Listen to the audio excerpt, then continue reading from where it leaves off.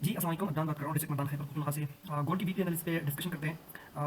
Gold की weekly analysis को discuss करने से पहले हम अपने जो प्रीवियस हमने वीकली फोरकास्ट किया था गोल्ड के वीकली एनालिसिस के हवाले से, वो वीडियो आप जाके देख सकते हैं कि हमारी जो वीकली एनालिसिस थी वो कितनी ज़बरदस्त गई। ठीक है, आप यूट्यूब चैनल पे आएंगे तो आपको यहाँ पे ये गोल्ड वीकली एनालिसिस प्लेलिस्ट में आएंगे तो आपको गोल्ड वीकली एनालिसिस जो है वो मिल जाएगी। ठीक है, तो यहाँ पे आप इसको देख लें कि मैंने प्रीवियस वीक जो है वो क्या एनालिसिस की थी गोल्ड के लिए। अच्छा जी, अब हम आते हैं अपने चार्ट की तरफ कि गोल्ड में हमें कहाँ से जो है अच्छी बाइंग मिल सकती है और कहाँ से अच्छी सेलिंग मिल सकती है। अच्छा, स्टार्टिंग लेते हैं हम वीकली एनालिसिस से। जो वीकली चार्ट है, सबसे पहले अगर हम देखें तो वीकली में हमारे पास ये एक बाइंग एरिया है। ये मैं यहाँ पे मार्क कर लेता हूँ यहाँ पे। ठीक है, ये डिमांड एरिया है। ये एरिया कौन सा है? अगर कोई बंदा वीकली या मंथली जो है अपने ट्रेड को होल्ड करता है तो उनके लिए ये है कि 2150 और 2188 ये एक डिमांड एरिया है। ठीक है, इसके अलावा यहाँ पे ये वीकली एक सपोर्ट, ये वीकली सपोर्ट है। जब तक ये सपोर्ट कायम है तो गोल्ड जो है बुलिश है। ठीक है, अच्छा, इसके अलावा ये वीकली में ये एक रेजिस्टेंस जो है वो बना हुआ है और गोल्ड इसी में ही वीकली टाइम फ्रेम में इसी में ही इसी तरह यू रेंज कर रहा है। ठीक है, अच्छा, ये तो वीकली हवाले से हमने डिस्कशन की कि वीकली में मार्केट जो है क्या कर रहा है। अच्छा, ये इसमें मिटा देता हूँ। सबसे पहले मैं आपको बताऊँ कि प्रीवियस वीक की जो कैंडल है ये वाली, देखिए मार्केट ने क्या किया, वीकली कैंडल में नीचे विक लगाई, उसके बाद मार्केट ने क्लोजिंग ऊपर दिया। इसका क्या मतलब है? अब ये है कि परस करें मार्केट जब गोल्ड जब ऊपर जाते हैं ना, ठीक है, तो सबसे पहले वो सेलर्स जो है वो बिठाता है मार्केट में। जब मार्केट ऊपर जाता है ना तो वो सेलर्स को बिठाता है मार्केट में, तब वो ऊपर जाता है। जब मार्केट नीचे आता है तो सबसे पहले वो बायर्स को बिठाता है मार्केट में कि बायर्स आ जाए मार्केट में, तब जाके मार्केट सेल में आती है। ठीक है, क्योंकि ये स्मार्ट मनी का कंसेप्ट है, जब तक वो लोगों को सेल में नहीं बिठाएगी तो वो बाय नहीं जा सकती, और जब तक वो लोगों को बाय में नहीं बिठाएगी तो वो सेल में नहीं आ सकती। अच्छा जी, तो ये तो वीकली एनालिसिस की जो है वो डिस्कशन थी। एनालिसिस थी कि वीकली टाइम फ्रेम में गोल्ड ने क्या किया। ठीक हो गया, तो वीकली में जो है गोल्ड बुलिश है। अब ये सब ये जिस तरह मैंने बताया कि ये सपोर्ट का एरिया है। ठीक है, ये सपोर्ट है, ऊपर रेजिस्टेंस है। तो ये वीक बहुत इंपॉर्टेंट है अपकमिंग वीक की गोल्ड जो है वो क्या करेगा, क्योंकि ये जो कैंडल क्लोजिंग हुई है ये बुलिशनेस को शो कर रही है वीकली के हिसाब से। अच्छा, नेक्स्ट डेली टाइम फ्रेम पे आते हैं। डेली टाइम फ्रेम में हमें गोल्ड में कहाँ से गोल्ड क्या बता रहा है, गोल्ड का डेली बेस पे जो है हमें कहाँ से अच्छी सेलिंग अच्छी बाइंग दे सकता है। अच्छा, अब गोल्ड में एक चीज़ है डेली टाइम फ्रेम के हिसाब से। यहाँ पे अगर आप देखें ये जो डेली की कैंडल क्लोजिंग हुई है ये एक हैंगिंग मैन टाइप जो है वो कैंडल क्लोज हुई है। अब डेली में गोल्ड क्या कर रहा है, बुलिश बिरिशनेस को जो है वो शो कर रहा है। ठीक हो गया, क्योंकि प्रीवियस डे की जो कैंडल है ये वाली, ये कितनी स्ट्रॉन्ग कैंडल बनी। उसके बाद नेक्स्ट कैंडल देखो वो एक हैंगिंग मैन टाइप जो कैंडल बनी, और वो भी आगे इसी तरह डेली के एक रेजिस्टेंस एरिया पे जो है वो बनना, कि गोल्ड में डेली के हिसाब से एक सेलिंग साइन जो है वो पेश कर रहा है। अच्छा, अब डेली के हिसाब से हमें कहाँ से बाइंग मिल सकती है? यहाँ पे ये वाला जो एरिया है ये डेली का डिमांड एरिया है। ठीक है, एक इनकमिंग एरिया है और एक डिमांड एरिया है। अब इस तरह के फर्ज करें डेली के हिसाब से गोल्ड अगर यहाँ पे नीचे आता है तो यहाँ से आपको जो है वो एक बाइंग मिल सकती है। अब यहाँ से सेलिंग जो है वो आपने बिल्कुल एहतियात से करनी है, क्योंकि मार्केट अपने रेजिस्टेंस पे आया बिल्कुल टॉप पे है, तो यहाँ पे आपने सेलिंग साइन देख के ही आपने सेल करना है। ये फर्स्ट सेलिंग बनी है साइन हैंगिंग मैन टाइप जिसमें मैंने बताया ये वाला। ठीक है, ये एक सेलिंग साइन को शो कर रहा है। अच्छा, आगे चलते हैं कि हमें एच फोर में कहाँ से जो है वो अच्छी बाइंग सेलिंग मिल सकती है। डेली के हिसाब से तो क्लियर हो गया।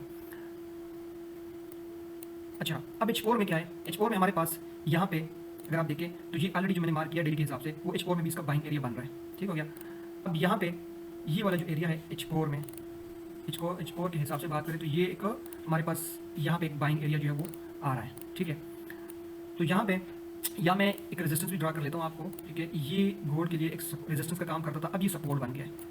अब दो ही चीज़ें हैं, गोल्ड अगर नीचे आता है सपोर्ट पे, यहाँ से हम कुछ ना कुछ सेलिंग साइन देके ही जो है वो बाइंग करेंगे, क्योंकि गोल्ड ये जो विक इसने छोड़ी है ना ये बहुत मैटर करता है गोल्ड में। अच्छा, अब ये है कि फर्ज करें गोल्ड इस एरिया को ब्रेक करता है, ठीक है, नीचे की तरफ, तो हमारे पास नेक्स्ट बाइंग एरिया जो है वो ये वाला एरिया होगा अकॉर्डिंग टू H4 चार्ट के मुताबिक। ठीक है, ये वाला नीचे वाला एरिया। उसके बाद जो हमारे पास एरिया है वो ये वाला एरिया है, यहाँ से इसी तरह हमें बाइंग मिल सकती है। अच्छा, H4 में जो ऊपर का रेजिस्टेंस है वो ऑलमोस्ट वही है। ठीक है, जो रेजिस्टेंस का एरिया है, क्योंकि गोल्ड ऑल टाइम हाई को जो है वो जो उसकी प्राइस है 2450 तक ऑलमोस्ट गोल्ड आया है। ठीक है, ये ऑलमोस्ट इसका टॉप वाला जो है वो रेजिस्टेंस एरिया है। अब दो चीज़ें मैंने बताई आपको बाइंग के लिए, ये एरिया ठीक है इंपॉर्टेंट है। उसके बाद अगर ऊपर वाले एरिया को ब्रेक करें तो ये एरिया है, और उसको भी ब्रेक करें तो ये वाला एरिया जो है हमारे पास बाइंग का काम करेगा। ठीक है, तो ये डेली के हिसाब से H4 के हिसाब से जो है वो हमारे पास बाइंग एरिया बन रहा है। अब सेलिंग के लिए ऊपर का एरिया जिसमें मैंने बताया वो रेजिस्टेंस है। ठीक है, H4 में ये यहाँ से अब यहाँ पे एक चीज़ है कि मार्केट ऊपर की लिक्विडिटी को जिस तरह स्वीप करे और उसके बाद मार्केट वापस आके इस जोन के अंदर जो है क्लोजिंग दे। ठीक है, H4 में, तो ये हमें यहाँ से फिर सेलिंग मिल सकती है लाइक इस तरह। ठीक है, शर्त ये है कि मार्केट अपने हाई को जो है ऊपर की तरफ ब्रेक करें। ठीक है, लिक्विडिटी स्वीप है वापस अंदर आके नीचे जो है H4 की क्लोजिंग दे, तो ये हमें एक सेलिंग साइन जो है वो देगा। लिक्विडिटी स्वीप जो है वो फर्स्ट शर्त है इसके लिए। अच्छा, ये H4 के चार्ट के हिसाब से जो है वो एनालिसिस थी। आगे हम H1 पे जाते हैं कि H1 में हमें कहाँ से अच्छी बाइंग या अच्छी सेलिंग वो मिल सकती है। अच्छा, H1 में एक चीज़ है, H1 में हमारे पास ये जो एरिया है ये एक सपोर्ट का ही काम करेगा, जो ऑलरेडी हमने एक्सप्लेन किया है H4 चार्ट के मुताबिक। ठीक हो गया, लेकिन यहाँ पे हमारे पास एक और भी बाइंग एरिया बन रहा है, ठीक है। ये जो इम्बेलेंस मार्केट ने छोड़ दिया है ना, ठीक है, ये वाला, ये एक बाइंग एरिया है। ये 3 एरिया हमारा मार्केट जो है एक बाइंग एरिया बनाया है।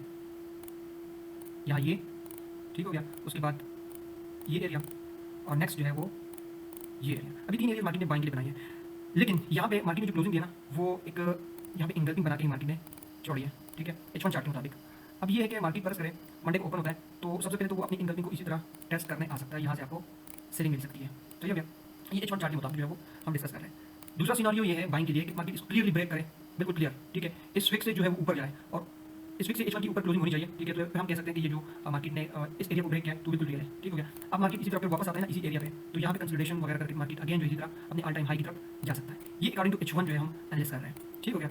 अच्छा, इसको मैं बता देता हूँ। अब चलते हैं M30 चार्ट पे कि M30 में हमें कहाँ से अच्छी बाइंग अच्छी सेलिंग मिल सकती है, क्योंकि देखिए हर टाइम फ्रेम की एनालिसिस जो है वो बहुत जरूरी है। अब हम चलते हैं M30 चार्ट पे कि M30 के मुताबिक, M30 चार्ट टाइम फ्रेम के मुताबिक हमें गोल्ड में कहाँ से अच्छी सेलिंग या अच्छी बाइंग मिल सकती है। M30 चार्ट पे आता हूँ। M30 में मार्केट ने क्या किया है, वही सेलिंग एरिया जो है वो यहाँ पे छोड़ दिया है, ठीक है। बाइंग एरिया ऑलमोस्ट है सेम है, ठीक हो गया M30 चार्ट के मुताबिक, लेकिन यहाँ पे चीज़ है कि मार्केट ने यहाँ पे थोड़ा सा जो है इम्बैलेंस जो है वो क्रिएट किया है। अब M30 चार्ट के मुताबिक जो लोग स्कैल्पिंग करते हैं तो उन लोगों को यहाँ से थोड़ी बहुत जो है वो 30-40 पिप्स की जो है वो बाइंग मिल सकती है, ठीक है। इसमें थोड़ा सा जूम करूँ ताकि सही से नजर आए। यहाँ से इम्बैलेंस में ये जो इम्बैलेंस है ना, यहाँ से आपको बाइंग मिल सकती है। अच्छा, सेलिंग भी M30 के मुताबिक इसका एक्सपेरिमेंट थोड़ा सा हो जाए ना, ये इनगल्फिंग एरिया, यहाँ से फिर आप इसमें सेलिंग कर सकते हैं, लेकिन ये स्कैल्पिंग होगी। इस जोन से आउट जो है वो आपका 30-35 पिप्स एसएल होगा, ठीक है। ये M30 चार्ट के मुताबिक हमें ये सेलिंग जो है वो यहाँ से मिल सकती है, ऊपर एरिया, और नीचे जो एरिया इम्बैलेंस है यहाँ से आपको बाइंग मिल सकती है। इसको अगर मार्केट ब्रेक करें इसी तरह, फिर आके स्लोली, ठीक है, लेकिन मार्केट को वापस इसी रेजिस्टेंस की तरफ, ये जो रेजिस्टेंस मार्केट ने बनाया यहाँ पे, ये जो इंटरपिंग एरिया, यहाँ तक अगर स्लोली आता है ना, तो फिर आप यहाँ से बाइंग कर सकते हैं, ठीक हो गया। अब इस तरह की मार्केट पर इसको डायरेक्ट ब्रेक करे और ब्रेक करने के बाद वापस अंदर इन हो जाए, तो ये फेक ब्रेकआउट होता है। रियल ब्रेकआउट में मार्केट ऊपर स्टे करता है, ठीक है। मार्केट ऊपर स्टे करके मतलब ये कि मार्केट ने अच्छा खासा जो है वो ब्रेकआउट किया रियल, तो इधर से फिर आप बाय कर सकते हैं। वो जो ऑल टाइम हाई है या 30, 28 के लिए जो है वो आप बाइंग कर सकते हैं। अच्छा, M15 के मुताबिक आ जाते हैं। M15 में हमें कहाँ से अच्छी बाइंग अच्छी से मिल सकती है। M15 में सिनारियो सेम है। यहाँ पे जो इम्बैलेंस है वो तो ऑलरेडी M30 और M15 में भी आ रहा है, ठीक है। यहाँ से ये आपका M15 के मुताबिक बाइंग एरिया है, और जो ऊपर वाला एरिया है इसमें थोड़ा सा बेटर करूँ, ये इंगल्फिंग है, ठीक है।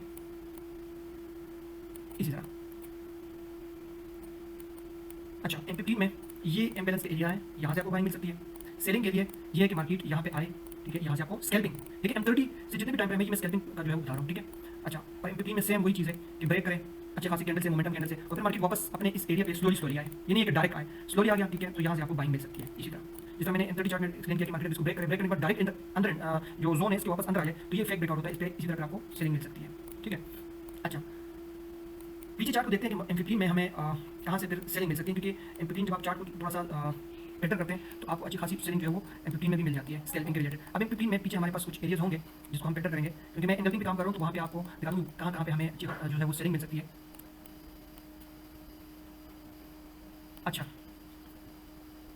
यहाँ पे ये जो M15 में ये रेजिस्टेंस है, ठीक है, ये यहाँ से स्टार्ट होता है ऑलमोस्ट 24-45 और 24-50 का एरिया, ये एक सेलिंग एरिया है, रेजिस्टेंस एरिया। इसके अलावा यहाँ पे ये इंगल्फिंग है, ठीक है, जो बिल्कुल फ्रेश है।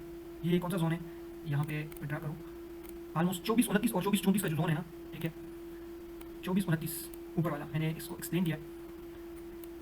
अच्छा, अब यहाँ पे जिस तरह मैंने बताया कि ये एक सेलिंग एरिया है, ठीक है, ये जो है नीचे इम्बैलेंस के मुताबिक या फेयर वैल्यू गैप के मुताबिक ये आपको इसी तरह बाइंग दे सकता है, ठीक है। लेकिन अगर मार्केट ऊपर जाके ब्रेक करे, फिर आके स्लोली यहाँ पे आए वापस इसको टेस्ट करे, तो आपकी नेक्स्ट बाइंग यहाँ इस जोन तक हो सकती है, और वहाँ से फिर आपकी नेक्स्ट सेलिंग हो सकती है, क्योंकि ये एक इंगल्फिंग का एरिया है, 23-30 और 23-33 का एरिया, ठीक है। हर टाइम फ्रेम की एनालिसिस जरूरी है ताकि आप लोगों को क्लियर हो जाए। ये नहीं है कि आप सिर्फ एक ही टाइम फ्रेम पे जो है वो डिपेंडेंट रहे।